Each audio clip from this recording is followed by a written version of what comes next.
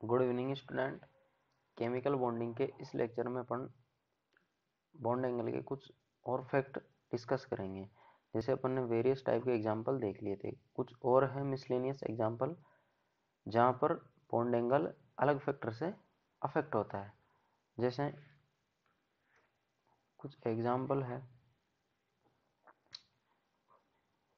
H2O,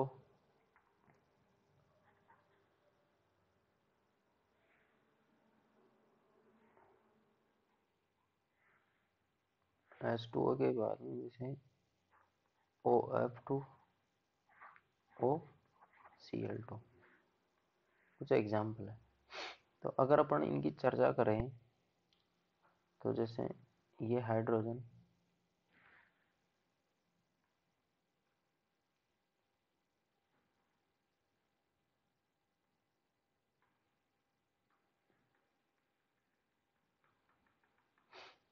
hydrogen के बाद अपन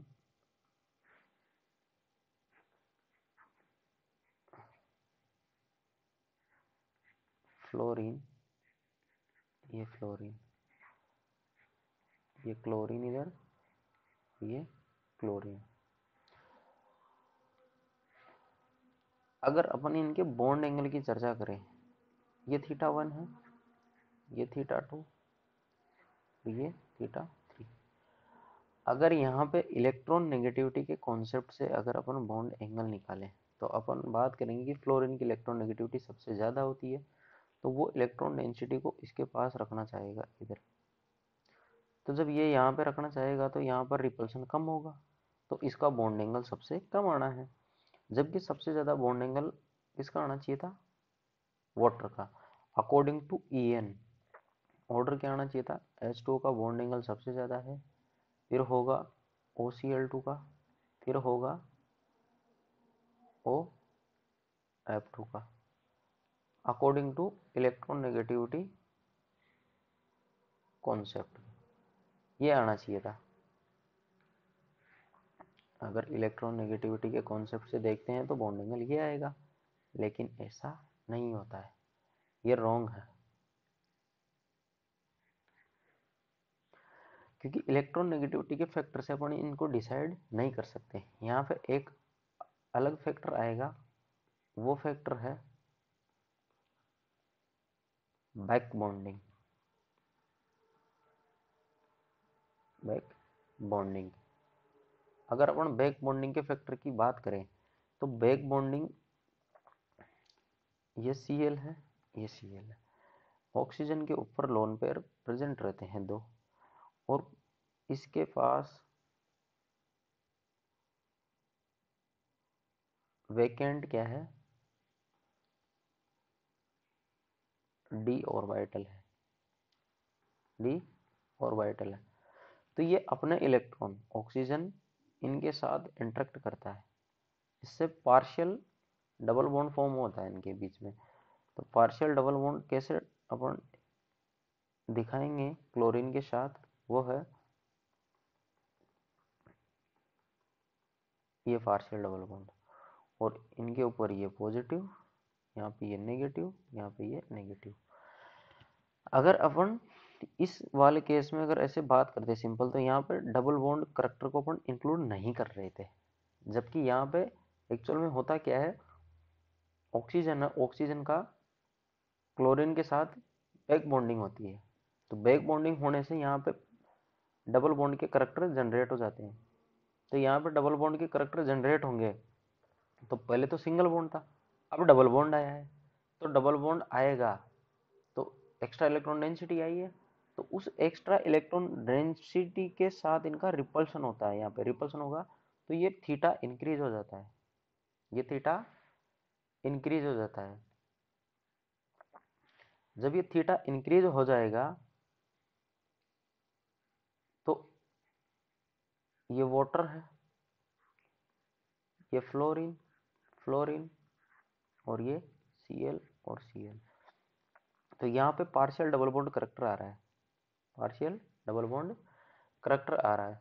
तो इसकी वजह से ये थीटा इंक्रीज हो रहा है, और ज़्यादा इंक्रीज हो रहा है, यहाँ पे जो अपन डेल्टा EN का फैक्टर लगाते हैं, इलेक्ट्रॉन नेगेटिविटी का जो कॉन्सेप्ट लगाते हैं, वो यहाँ पे नहीं लगता है।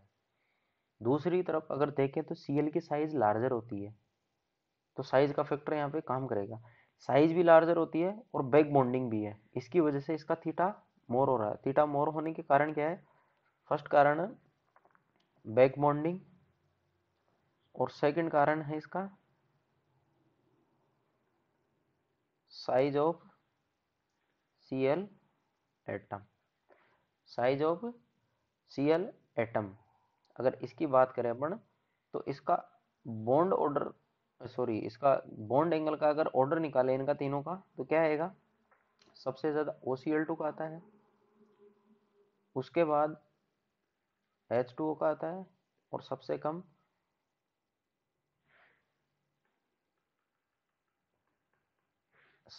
किसका आएगा?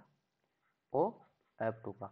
इसका बॉन्ड एंगल देखते हैं, तो इसका बॉन्ड एंगल अप्रोक्स आता है 110.5 डिग्री, इसका आता है 104.5 डिग्री, और इसका आता है अप्रोक्स 103 डिग्री। तो यहाँ से अपन कंपैरिजन कर सकते हैं इनके बॉन्ड एंगल में। अगर इलेक्ट्रॉन नेगेटिविटी के कॉन्सेप्ट से करते हैं तो करेक्ट आंसर नहीं आता, जबकि यहाँ पे अदर फैक्टर वर्क कर रहा है। तो वो कौन कौन से? एक तो बैक बॉन्डिंग है और एक साइज का फैक्टर है। तो ऐसे ही और क्वेश्चन है जिसकी अपन बात करते हैं, जैसे OCl2 है, OSiH3 का होल ट्वाइस है। लास्ट क्लास में अपन ने इस मॉलिक्यूल को छोड़ा भी था कि इसकी अपन हाइब्रिडाइजेशन की बाद में चर्चा करेंगे कि इसमें हाइब्रिडाइजेशन sp3 नहीं होता है, इसमें हाइब्रिडाइजेशन होता है, इसमें sp3 हाइब्रिडाइजेशन नहीं होता है, इसमें sp2 हाइब्रिडाइजेशन होता है। लेकिन दिखने में ऐसा लगता है कि इसमें sp3 हाइब्रिडाइजेशन है। तो इनकी बॉन्ड एंगल की भी अपन चर्चा करेंगे। तो जैसे अगर इन दोनों के मैं बॉन्ड एंगल में कंपैरिजन करूं, तो ये OCl, ये Cl, ये H3 और ये SiH3। तो बैक बॉन्डिंग यहाँ पे होती है। अपन ने अभी डिस्कस किया था कि इसके साथ d ऑर्बिटल रहता है, ये वैकेंट d ऑर्बिटल है जिसकी अपन बात कर रहे थे। तो सिलिकॉन के पास भी रहता है, सिलिकॉन के पास भी क्या रहता है? d ऑर्बिटल रहता है, ये अपन ने डिस्कस किया था।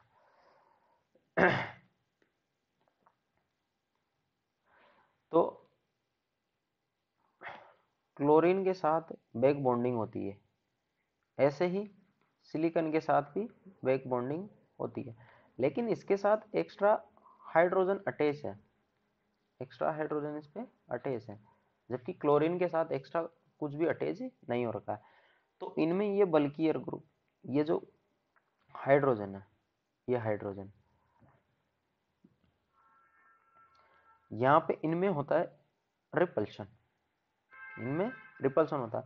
रिपल्शन होने से ये थीटा इंक्रीज होता है। यहाँ पे साइज का फैक्टर इतना वेरी नहीं करता, साइज फैक्टर यहाँ पे क्या है? लोअर है, साइज का फैक्टर यहाँ पे लोअर है, जबकि यहाँ पे साइज का फैक्टर, इसकी साइज क्या है? मोर है। जब इसकी साइज मोर है तो ये बॉन्ड एंगल एकदम से इंक्रीज हो जाता है। इसमें होता है इंक्रीज, इसमें भी, लेकिन इसमें ज्यादा इंक्रीज होता है। इसमें ज्यादा इंक्रीज होने का रीजन क्या है? एक तो इसमें बैक बॉन्डिंग हो रही है, दूसरा इसमें साइज मोर इंक्रीज होती है, साइज इसमें ज्यादा इंक्रीज होती है।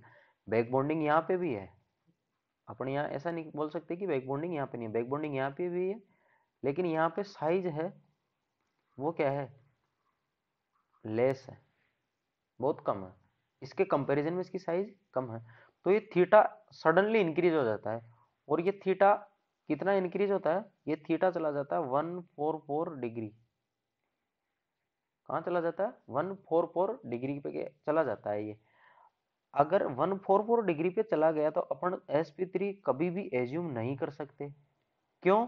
क्योंकि इसका बॉन्ड एंगल 10928, यानी अगर बात करें अपन तो 114 तक जा सकता है। ये 114 तक एग्जिस्ट कर सकता है, एग्जिस्ट कर सकता है, लेकिन इससे ज्यादा ये एग्जिस्ट नहीं कर सकता। तो 144 इसका बॉन्ड एंगल गया है, तो 144 गया, तो इसका मतलब है कि इसने अपना हाइब्रिडाइजेशन चेंज कर लिया। कौन सा कर लिया? sp2 कर लिया इसने हाइब्रिडाइजेशन, क्योंकि sp2 का जनरली 120 होता है। तो ये अगर ये अपनी एंगुलर शेप में रहना चाहता है तो ये अपने थीटा को इंक्रीज कर सकता है, थीटा इंक्रीज कर सकता है, और वो 144 तक एग्जिस्ट करता है।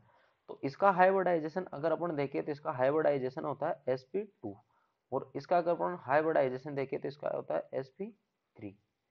तो ये हाइब्रिडाइजेशन की केस से भी हो जाएगा कि sp2 का बॉन्ड एंगल ज्यादा होता है, लेकिन इसमें sp2 दिखता नहीं है। अगर अपन कॉन्सेप्ट लगा के निकालेंगे, ऐसे जैसे हाइब्रिडाइजेशन का कॉन्सेप्ट पढ़ते हैं जनरली, उसको लगा के निकाले तो इसका निकलता नहीं है। तो इसी वजह से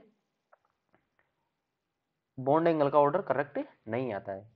तो ये कुछ मिसलेनियस केस थे जो अपन ने डिस्कस किए हैं कि इसका हाइब्रिडाइजेशन sp2 कैसे हो जाता है।